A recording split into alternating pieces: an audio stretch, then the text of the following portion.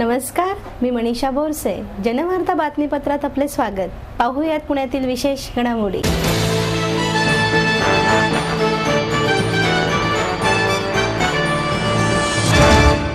बोपखेल येथील झालेल्या आंदोलन प्रसंगी पोलिसांच्या अमानुष लाठीमार विषयी चौकशी व्हावी यासाठी मानवी हक्क समितीच्या वतीने निवेदन देण्यात आले.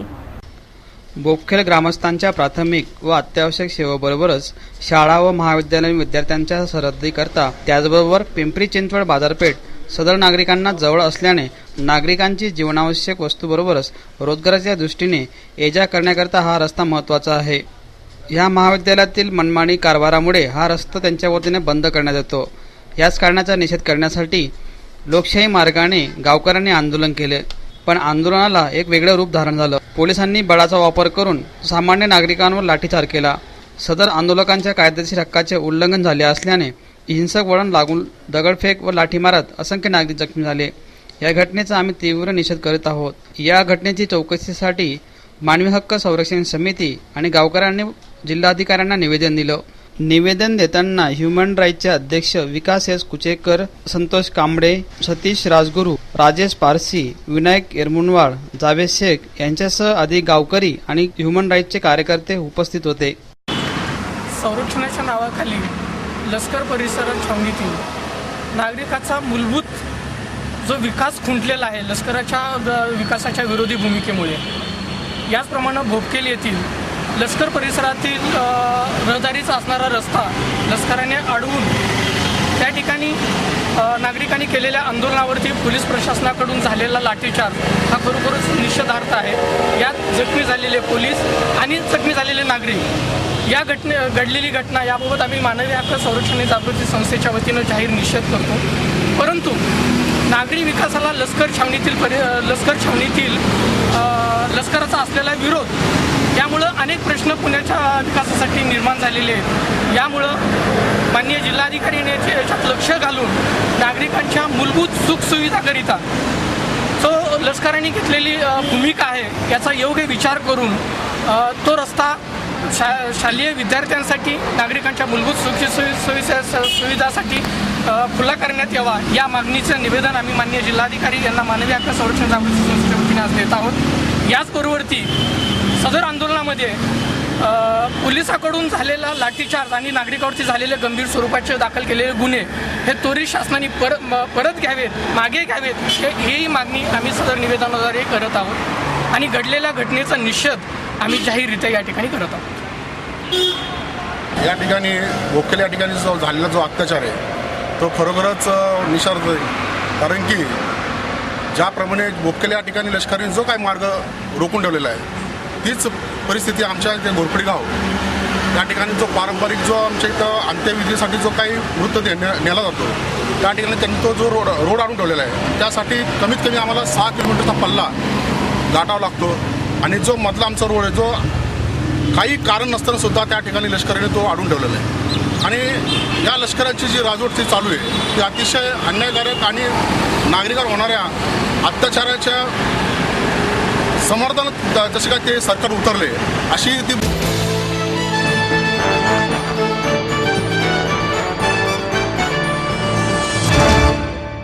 पुणे शहर आणि जिल्ह्यातील गणेश मंडळाच्या वतीने खडकवासला धरणाचा गाळ काढणीला सुरुवात करण्यात आली.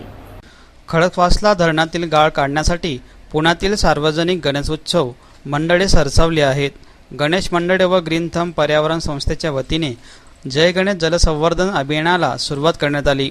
60 दिवसात धरणातील 1 लाख डंपर गाळ काढण्याचा निर्धार या मंडळांनी केला आहे. शहरातील तसेच पुणे जिल्ह्यातील 300हून अधिक गणेशोत्सव मंडळे या अभियानात सहभागी झालेत असून 7 दिवसात धरणाच्या तीरावरील 22 किलोमीटर अंतराच्या पाणलोट क्षेत्रातील गाळ काढण्यात येणार आहे. त्यासाठी JCB, डंपर आदी यंत्रसामुग्री व मजूर गणेश मंडळांनी उपलब्ध करून दिली आहे. श्रीमंत दगडूशेठ हलवाई गणेश मंडळाचे अध्यक्ष अशोकराव गोडसे व ग्रीन थंबचे अध्यक्ष कर्णेश सुरेश पाटील यांनी यासाठी पुढाकार घेतला होता.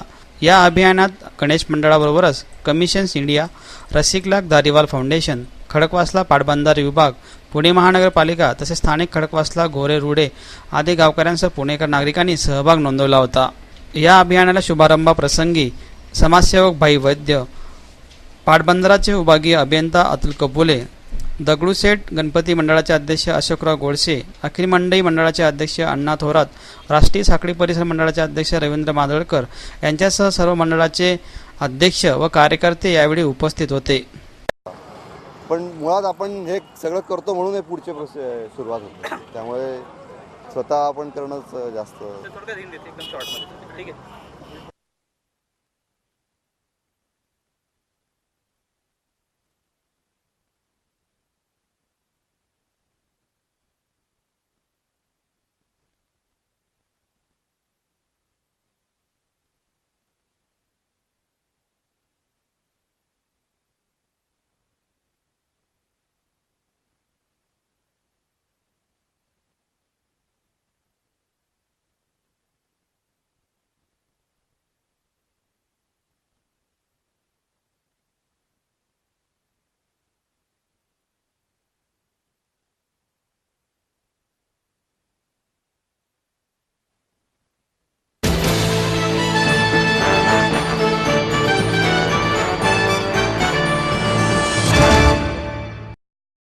आपलं स्वप्न, आपलं मन, आपलं स्वतःचं घर हेच खरं धन.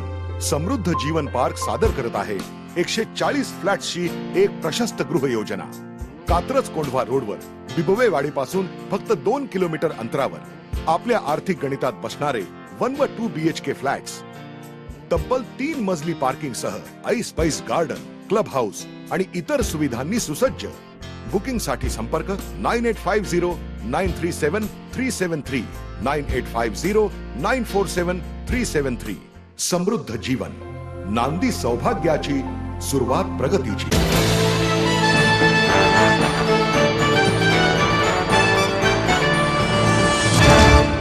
संभाजी ब्रिगेड यांच्या शिवसन्मान परिषदेचे आयोजन. परिषदेत बाबासाहेब पुरंदरे यांना महाराष्ट्र भूषण पुरस्कार रद्द करण्याची मागणी करण्यात आली. बाबासाहेब पुरंदरे यांना राज्य सरकार महाराष्ट्र भूषण पुरस्कार कुठल्या कारणाने देतो आहे? राधा शिवछत्रपती ही कादंबरी म्हणजे आधुनिक मनुस्मृती असून तिचे लोकांनी दहन करायला हवे, कारण दाताजी कोंडदेव शिवरायांचे गुरु न होते हे सिद्ध होऊनही पुरंदरेंनी त्यांच्या पुस्तकात बदल करायला हवा होता. मात्र महाराष्ट्र भूषण पुरस्कार पुरंदरेंना दिला तर शिवरायांचा अपमान होईल असा आरोप शिवसन्मान जागर परिषदेत पुरंदरे यांच्यावर करण्यात आला. संभाजी ब्रिगेडच्या वतीने शिवसन्मान परिषदेचे आयोजन करण्यात आले होते. या परिषदेच्या वेळी आमदार जितेंद्र आव्हाड, निवृत्त न्यायमूर्ती BG कोळसे पाटील, हौसाक्का पाटील, ज्ञानेश महाराज, प्रवीण गायकवाड, श्रीमंत कोकाटे, प्रतिमा परदेशी, किशोर ढमाले यांच्यासह संभाजी ब्रिगेडचे पदाधिकारी आणि कार्यकर्ते उपस्थित होते. यावेळी जितेंद्र आव्हाड यांनी परिषदेला मार्गदर्शन केलं. अरविंद गोखलेंच्या कथा वाचा, खूप वेगळ्या पद्धतीने फॉर्म आहे. अशा पद्धतीने सांगते आमचे आजचे इतिहासकार, आणखी ज्यांना ज्ञानपीठ मिळाला तुम्ही उल्लेख केला, बालचंद्र नेमाडे, माणूस हुशार. त्या दिवशी त्याचा सत्कार झाला. तुम्ही माणसांच्या हुशारीवरती आपल्या चुकल्यात म्हणून करू नका, सगळे आरंभ सारखेच आहे. त्या दिवशी त्यांना बोलायला दिलं नाही. तुम्ही काही निर्वाळे गेला होता तिथे, जिथे तुम्हाला बोलायला मिळत नाही तिथे जाता कशाला स्टेजवरती? हे आपले बालचंद्र नेमाडे सांगत होते 2004 मध्ये. इतिहास तिरका बांधलाय तर तो पडणारच. अरे बांधेपर्यंत काय बघत होता का तुम्ही? आम्ही ज्या दिवशी जेम्स प्रकरण मिळालं त्या दिवशी आम्ही हमला केला. सांगितलं एक खोटं आहे म्हणून. ज्या क्षणी बाबासाहेब पुरंदरेला महाराष्ट्र भूषण पुरस्कार दिल्यापासून आम्ही आवाज देतो हे खोटं आहे म्हणून. तुम्ही खोटा इतिहास लोक त्याचं पूर्ण ब्राह्मणीकरण केलेलं हिंदू जनजागृतीचं काम करतो. हे सगळे कपडे बाज आहेत, एक नीट नाही त्याच्यातला. ह्या सगळ्या महाराजांसाठी माझे खूप चांगले संबंध आहेत. एक सगळं नीट नाही. आसाराम बापू घ्या, पांडुरंग शास्त्री घ्या, कोणी घ्या, एकही नीट नाही. आज तुम्ही इतक्या मोठ्या संख्येने आलाय. छत्रपती शिवाजी महाराजांची बदनामी म्हणतोय. आज महारावच्या ऐवजी महाराज आला असता तर काय झालं असतं? आली असती ना पोरं पाटोरं घेऊन, तुम्ही पण आला असता. तुम्ही आज असं का वागता? जेव्हा हे म्हणतात जिथं आपल्या महिला संघटनांनी पण आलं पाहिजे. कशाला इतिहास पुस्तकामधलं नाव उठला आणि त्याचं खरं नाव जगासमोर येऊ द्या, हे आव्हान आपण महाराष्ट्र सरकारला दिलं पाहिजे. आणि असा वर्गात तेवढा तर करून दाखवा. आणि तुमचा कृष्णाजी भास्कर म्हणजे ज्याने एकमेव शिवाजी महाराजांवरती वार केला तो कृष्णाजी भास्कर, आणि ज्याने जीव वाचवला तो जीवा माला. हे जीवान भाला कृष्णाजी भास्कर काय व्यवस्था आहे? हे बरोबर बोलला. जाणता राजा मी बघितलं, खूप 25-1 वर्षापूर्वी बघितलं, त्याला काही कळत नव्हतं. त्या काळी 5 लाख रुपये द्यायचे, 5 लाख रुपये. कोणाला माहित असेल तर माहित नाही, पण मला एकदा पुरीने फोन केला. माझी इथे माझी कार्यकर्ती आहे, ती त्या समूहामध्ये काम करायची. ती म्हणाली, साहेब आम्हाला पहिली 5 वर्ष गांधीजींचा फोन झाला, पण पुढची 40 वर्ष नथुरामनाथचं नाव घेण्याची हिंमत कोणाच्या बापामध्ये नव्हती. आज हिंमत इतकी वाढली व्यवस्था बदलल्यामुळे, त्या नथुरामाचा वाढदिवस साजरा होतो. मुख्यमंत्री स्वतः मला विधानसभेत आश्वासन देतात कारवाई करू, करत नाहीत. आणि 3 दिवसापूर्वी परत त्याच जागेवर नथुरामाच्या विचारांचं परत जागर झाला, कुठलीही कारवाई झाली नाही. मला पोलिसांना विचारायचं आहे की मी शिवाजी महाराज मुसलमानांचे शत्रू होते का? कार्यक्रम घेतला तर माझ्यावर बंदी आली की ह्याच्यातनं विद्वेष पसरण्याची शक्यता आहे? मग ह्या कार्यक्रमाला, नथुरामाच्या जयंतीला, नथुरामाच्या उत्सवाला परवानगी कुठल्या पोलीस अधिकाऱ्याने दिली? त्याचा शोध घेऊन त्याच्यावर कारवाई करण्याचं काम हे सरकार करणार आहे. आणि जन्माला आलेल्या पहिल्या माणसाला पहिली ओळख जर या पृथ्वीवर, या महाराष्ट्रामध्ये होत असेल तर दाढी दिसली तर तो शिवाजी आहे. पण मी हरियाणामध्ये होतो, हरियाणाच्या लोकांना भेटलो. हरियाणाचे लोक म्हणायचे की आम्ही शिंकलो तर जय शिवाजी म्हणतो. हरियाणामध्ये, तंजावरमध्ये, महाराष्ट्राच्या बाहेर 2 कोटी मराठे यांनी एकेकाळ महाराष्ट्रावर नाही तर देशावर राज्य केलं होतं. छत्रपती शिवाजी महाराजांची आम्हाला सगळ्यांना प्रेरणा आहे. पण एक समान धागा धरून मी सांगू इच्छितो की बाबा पुरंदरेंनी काय केलं. बाबासाहेब पुरंदरेच्या माध्यमातून सामाजिक चळवळी आणि समाज घडत असतो. का असं केलं? आव्हाड साहेबांनी सांगितलं,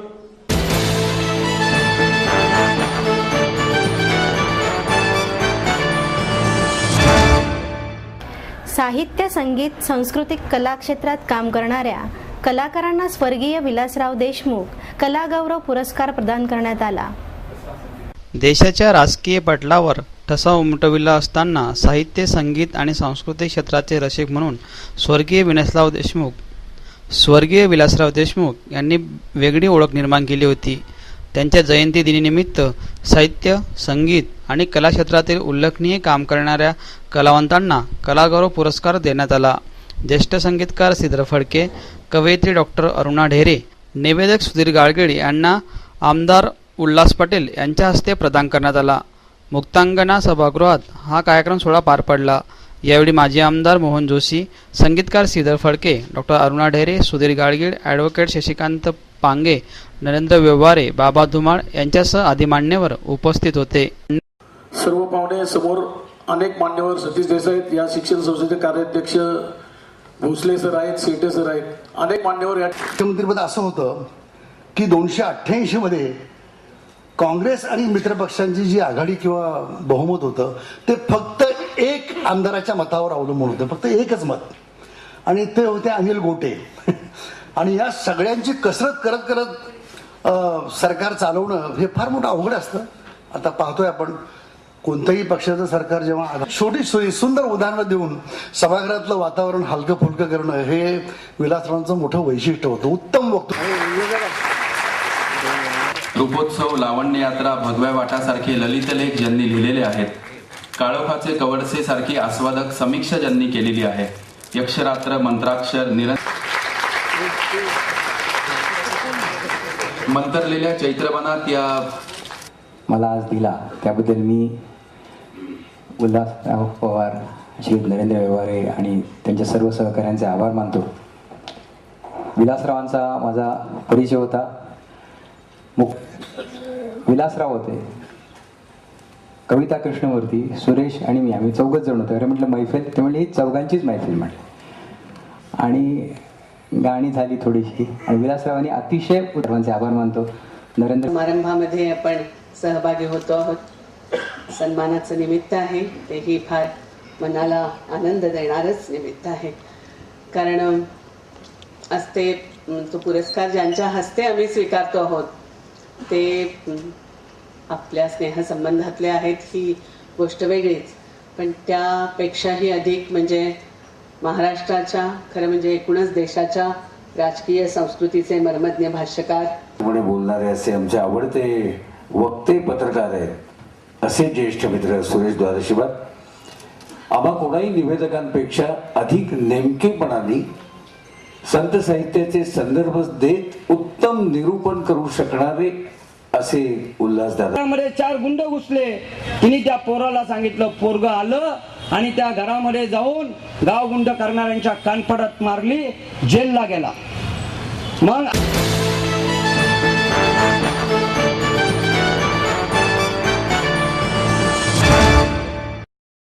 आपलं स्वप्न, आपलं मन, आपलं स्वतःचं घर हेच खरं धन. समृद्ध जीवन पार्क सादर करत आहे 140 फ्लॅट्सची एक प्रशस्त गृह योजना. कात्रज कोंढवा रोडवर बिबवेवाडी पासून फक्त 2 किलोमीटर अंतरावर आपल्या आर्थिक गणितात बसणारे 1 व 2 BHK फ्लॅट्स. तब्बल 3 मजली पार्किंग सह ऐस पैस गार्डन, क्लब हाऊस आणि इतर सुविधांनी सुसज्ज. बुकिंग साठी संपर्क 9850937373 9850947373. समृद्ध जीवन, नांदी सौभाग्याची, सुरुवात प्रगतीची.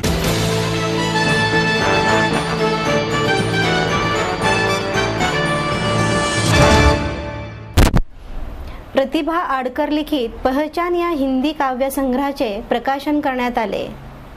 कविता म्हटली की माणसाचे मन मोकळं करण्याची जागा. माणसाच्या मनातील भावना समोरच्या व्यक्तीला समजवणे आणि त्याच्या हृदयाला स्पर्श करण्यात काम करणे याला कविता असं म्हणतात, असे मत प्रतिभा शाहू मोड यांनी व्यक्त केलं.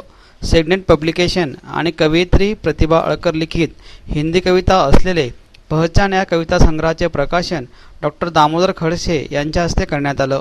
यावेळी ॲडव्होकेट प्रमोद आडकर, प्रतिभा आडकर, टिळक शेखावत यांच्यासह आदी मान्यवर उपस्थित होते.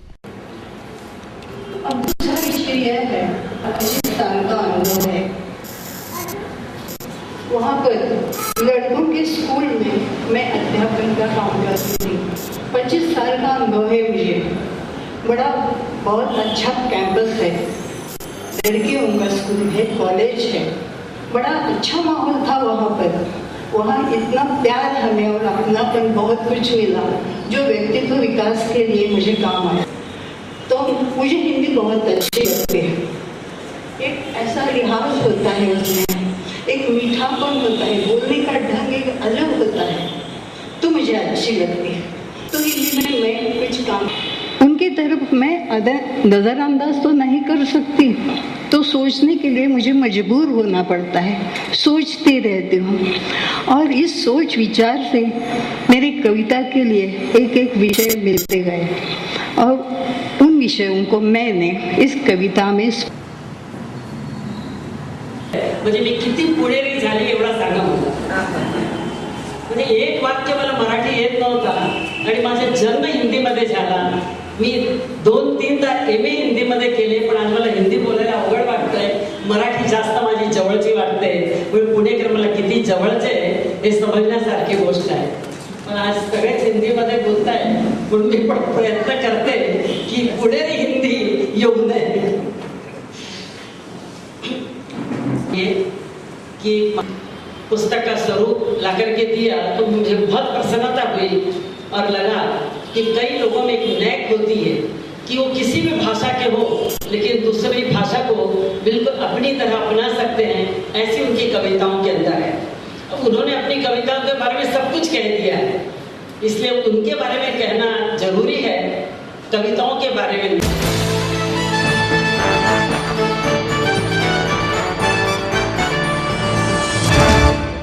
संगीतकार आनंद मोडक यांच्या पहिल्या स्मृतिदिनानिमित्त स्मरणखर या पुस्तकाचे प्रकाशन करण्यात आले.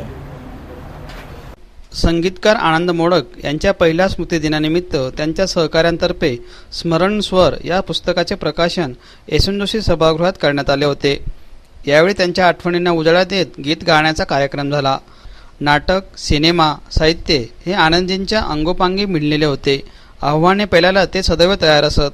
कवितेतला प्रतिमा आणि लय या अनुषंगाने त्यांची चाल कशी असावी याचे भान त्यांना होते. आनंदजी एका संगीततज्ञ संगीतकार होते असे मत जब्बार पटेल यांनी यावेळी व्यक्त केलं. यावेळी ज्येष्ठ पत्रकार विजय कुंवळकर, अभिजित मराठे, रवींद्र साठे, विनीता आपटे आदी उपस्थित होते. यावेळी आनंद मोडक यांनी गायलेल्या काही गीतांचा कार्यक्रमाचे आयोजन करण्यात आले होते. मग तुम्ही कितीही रडा, कितीही तुमचं काम बाकी असू दे, बाकीच्यांना कितीही दुःख होऊ दे, पण तुमचा कार्यभाग तिथे संपलेला असतो आणि ती एक्झिट. कारकीर्द पाहिली ती फार मोठी आहे. एक सच्चा मित्र, अनेकांना मदत करणारा मित्र आणि अनेक संकटांवर मात करत असताना सुद्धा आपली कर्तव्ये चोख पार पाडणारा आणि शेवटच्या श्वासापर्यंत संगीताच्या निमित्तानं जेव्हा एखादा स्वर ऐकू येतो तेव्हा 30-35 वर्षाचा आनंद बरोबरच्या मैत्रीचा सगळा प्रवास त्यातून डोळ्यासमोर उभा राहतो. आणि हा माझ्या एकट्याच्या समोर राहत असेल असं नाही. तुम्ही सगळे, आपण सगळे आज इथे आलेलो आहोत म्हणून मी मगाशी विनीताला म्हटलं पुष्पगुच्छ वगैरे नको. अभिजितने चुकून शब्द वापरला पाहुणे म्हणून. आम्ही पाहुणे नाही, आपण सगळे आनंदच्या स्वरांनी जोड. त्या स्कूटरनं तो सोडायला यायचा आणि मग आता तू एकटा कसा जाणार म्हणून मी परत त्याला सोडायला जायचं. तुम्हाला मी ह्यासाठी हे सगळं सांगतो आहे की आपण माणूस सर्व बाजूनी पाहायला पाहिजे. त्याच्यामध्ये त्यातला माणूस आणि जाता येताना गप्पा काय असायच्या. 30 वर्षात आनंद कुणाची आणि म्हणून ते खरं असायचं आणि म्हणून त्याची मात्र बरी होती. मी आठवणी खूप, मी म्हटलं तसं मला मर्यादा घालून घेतली पाहिजे कारण मी आठवणी खूप सांगू शकेन. पण माझ्यापेक्षा अधिक अधिकारी असलेले डॉक्टर जब्बार पटेल इथं आहेत आणि साधारणपणे जब्बार असल्यानंतर बाकीच्यांनी बोलू नये अशी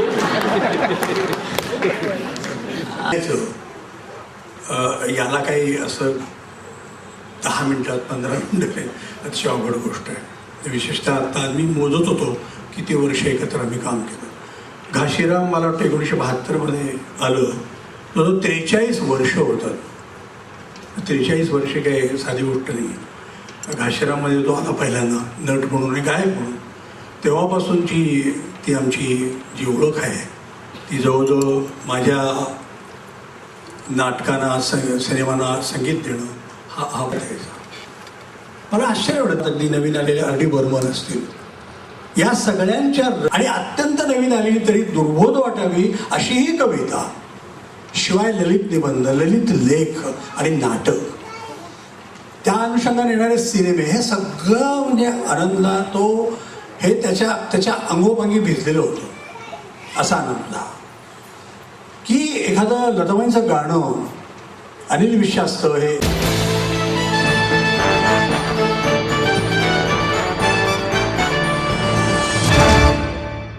याचबरोबर जनवार्ता बातमीपत्र संपले. नमस्कार.